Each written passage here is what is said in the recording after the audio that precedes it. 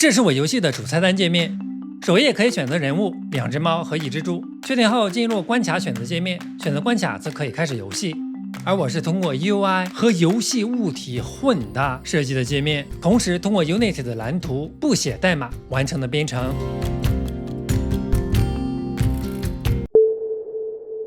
Unity 的 UI 和游戏场景有明确的区别，比如你不能直接把可以操控的游戏人物投放到 UI 上面直接使用。再比如像粒子特效，如果不做设置，是不能直接使用在 UI 上的。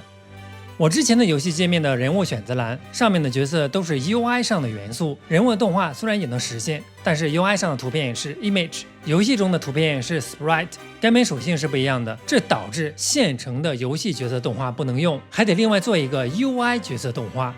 这让懒惰的我觉得付出了勤奋的辛酸。其实 Unity 的 UI 系统是可以和游戏元素混搭使用的，可以把游戏元素作为 UI 的一部分展现。比如我这里的猫、猪、竹子、树、三角怪就是游戏中的元素，现在它们是和按钮、游戏标题等混搭在一起的。设置很简单，只要把 UI 的 Canvas 设置为 Screen Space Camera，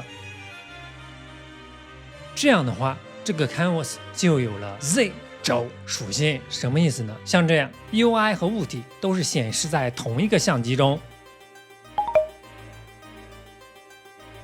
这样就可以把 UI 元素和游戏元素放在一起排版了。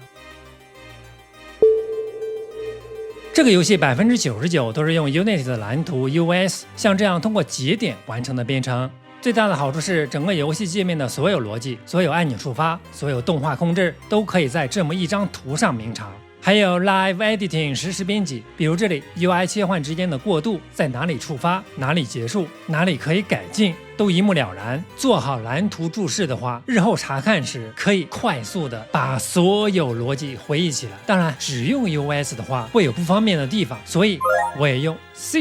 辅助进攻，比如这里控制 Canvas Group 透明度的动画节点，控制移动的动画节点，就是调用 C# 封装的动画方法。所以我在制作顶部、底部的物体显示动画时，是一边陶醉的用一个棉签掏耳朵，一边陶醉的用2个节点完成。我这里没用 Timeline 设置 Animation 动画，主要是不方便一些比较难搞的一字渐变，比如这里关卡选择框退出时，我是选择 Ease in Back。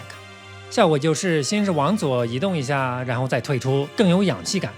其他的一字界面方式，比如 Bounce 弹跳，用 Unity 的虚线图虽然也能调，但是麻烦得多。一行代码几个节点就能搞定的事情，我还是倾向于一边陶醉的用棉签掏耳朵，一边陶醉的用2个节点完成。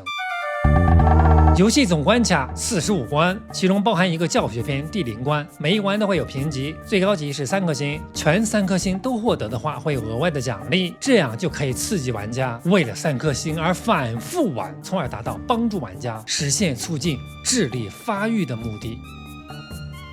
以上就是这个小游戏的最新进度。无论你是只能设计的设计师，还是只懂编程的程序员，或愚蠢的学生，对现在或将来做独立游戏开发感兴趣的，请点赞关注，下次见。